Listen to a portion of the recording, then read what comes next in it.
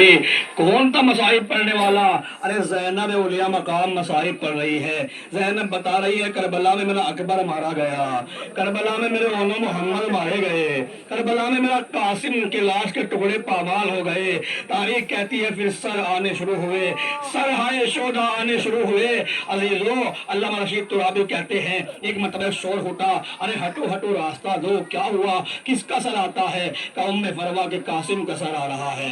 تاریخ کہتی ہے پھر ایک شور اٹھا، علامہ رشید ترابی کہتے ہیں پھر ایک شور اٹھا، ارے ہٹو ہٹو راستہ دو، اب کس کا سر آتا ہے؟ کہ ام لیلا کا کڑیہ جوان علی اکبر، علی اکبر کا سر آ رہا ہے۔ پھر ایک شور اٹھا، ارے ہٹو ہٹو راستہ دو، اب کس کا سر آتا ہے؟ کہ ام رباب کا علی اصغر، ارے 6 مہینے کا بچہ علی اصغر کا سر آ رہا ہے۔ تاریخ کہتی ہے سب کے سر آتے رہے، ارے بیویاں آنسو بہاتی رہی، بیویاں گریا کرتی رہی۔ ایک بتا علامہ رشید ترابی لکھتے ہیں کہ ایک مرتبہ ایک شور اٹھا، رہے باادب ہو جاؤ، مؤدب ہو جاؤ۔ کسی نے پوچھا اب کس کا سر آتا ہے؟ کہ حسین کے لشکر کا لمبردار عباس کا سر آ رہا ہے۔ تاریخ کہتی ہے عباس کا سر قریب آتا رہا، ہر بی بی بیان کرتی رہی عباس میرا پردہ، عباس میری چادر، عباس میرا پردہ، عباس میری چادر۔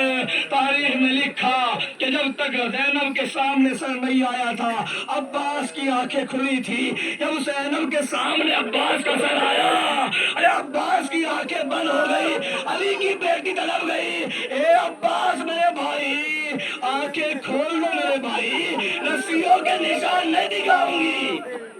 تاریخ کہتی ہے یہ سجاد نے مطلب بھوپی اماں کو دیکھا، بھوپی اماں رو چکی میرے باپ چچا کو، کیا ہوا بیٹا؟ اگر رو چکی ہو تو میرے چچا کو میرے حوالے کر دو۔ تاریخ کہتی ہے سید سجاد کے حوالے سر ہوا، ارے بیویاں سمجھ رہی تھی سجاد روئیں گے، سجاد گریا کریں گے، سجاد نہ روئے، سجاد نے نہ گریا کیا، بلکہ زندان میں ایک چھوٹی سی بنی ہوئی قبر کے پاس عباس علمدار کا سر لے کے پہنچے، سکینہ کی قبر پہ عباس کا سر رکھا، آواز سکینہ اٹھو، ارے چچا عباس آ گئے، رسیوں کے نشان دکھا دو، ارے گوشت والے جو چھینے گئے ہیں وہ زخموں کے نشان دکھا دو۔ مجلس برپا ہوئی، ارے کربلا کی طرف یہ قافلہ چلا، ارے جب یہ قافلہ کربلا کے میدان میں پہنچا اس وقت روزہ امام حسین اور روزہ ابوالفضل عباس علمدار کی مجاوری رسول اللہ کے صحابی جابر ابن عبداللہ انصاری کر رہے ہیں۔ جابر رسول اللہ کے نابینا صحابی ہیں، آنکھوں سے کچھ دکھائی نہیں دیتا، جیسے ہی جابر کے کانوں میں اونٹوں کی گھنٹیوں کی آواز آئی، جابر قبر حسین سے اٹھے اور کہا کاظمے والو ارے ادب کرو، ارے پیدل چل کے آؤ، یہاں پر پیدل چل کے آیا جاتا ہے اس لیے کہ یہ عباس کی جاگیر ہے۔ تاریخ کہتی ہے جابر کا اتنا کہنا تھا، علی کی بیٹی کے کانوں میں یہ آواز پہنچی، ایک مرتبہ سجاد سے کہا محمل سر نکالا، اس نے سجاد سے کہا سجاد میرے بچے ایک مرتبہ اس کہنے والے سے اور کہہ دے کہ پھر بتائے کہ کس کی جاگیر ہے۔ ایک مرتبہ پھر جابر نے کہا قافلے والوں ادب کرو، یہاں پیدل چل کے آؤ، یہاں پیدل چل کے آیا جاتا ہے کیونکہ یہ عباس کی جاگیر ہے۔ سجاد میرا اونٹ بٹھا دے میرے بیٹے، اونٹ بٹھایا گیا، علی کی بیٹی نے محمل سے قدم نکالا، یہ کہتی ہوئی چلی او میرے جاگیردار میں تیری جاگیر کے قربان، عباس مجھے نہ روکنا، مجھے پیدل چلنا آ گیا۔ عباس کربلا سے لے کے کوفہ، کوفے سے لے کے شام 9 میل پیدل چلی ہو، ادھر علی کی بیٹی پیدل چل کے آ رہی تھی، ادھر قبر عباس کو زلزلہ آ رہا تھا۔ اے جابر کیا غضب کر لیا، کس کو پیدل بلا لیا؟ جابر قبر مولا سے لپٹ گئے، مولا آنکھوں سے دکھائی نہیں دیتا بتا دیجئے، آواز آئی جابر علی کی بیٹی زینب۔ جابر نے ہاتھوں کو جوڑا، سید سجاد کے پاس آئے، ایک مرتبہ سید سجاد سے کہا مولا مجھے معاف کر لیجئے گا، میں آپ کو پہچان نہیں پایا، اے مولا میری آنکھوں سے دکھائی نہیں دیتا۔ سجاد دوڑ کے جابر سے لپٹ گئے، سجاد جابر آپ سے کیا گرا کریں، ہمیں تو آنکھیں رکھنے والوں نے نہ پہچانا، جس گلی سے گزرے پتھر برسائے گئے۔ کربلا میں علی کی بیٹی نے چیلم کیا، یہ قافلہ کربلا سے روانہ ہوا، मदीने की तरफ पहुंच चला, मदीने की सड़क पे पहुंचा था। अली की बेटी उम्मे कुलसूम ने महमिल से सर निकाला और एक जुमला कहा, मेरे नाना के मदीने हमारे आने को कबूल न कर, इसलिए कि जब हम गए थे अब्बास हमारे साथ थे, अकबर हमारे साथ थे, और मोहम्मद हमारे साथ थे।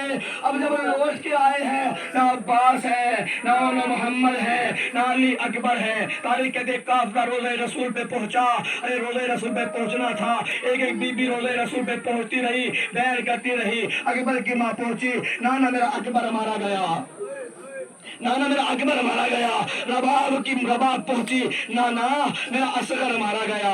एक एक बीबी पहुंचती रही और रसूल अल्लाह से बताती रही, ए माए रसूल अल्लाह, मेरा बच्चा मारा गया। आखिर में अली की बेटी ज़ैनब रोज़े रसूल में पहुंची। एक मर्तबा दहलीज से सर लगा के कहा, नाना नाना नवासी का सलाम, नाना नवासी का सलाम। नाना ज़ैनब आ गई। नाना अफसोस ये है कि ज़ैनब जिंदा आ गई। नाना ज़ैनब अफसोस ये है कि ज़ैनब जिंदा आ गई। एक मतलब जनाब ज़ैनब ने ये कह के रोज़े रसूल में पहुंची, कहा नाना जब कोई मुसाफिर सफर में जाता है ना, कुछ सौगात लेके आता है। ए नाना आपकी उम्मत ने भी मुझे कुछ सौगात दी है।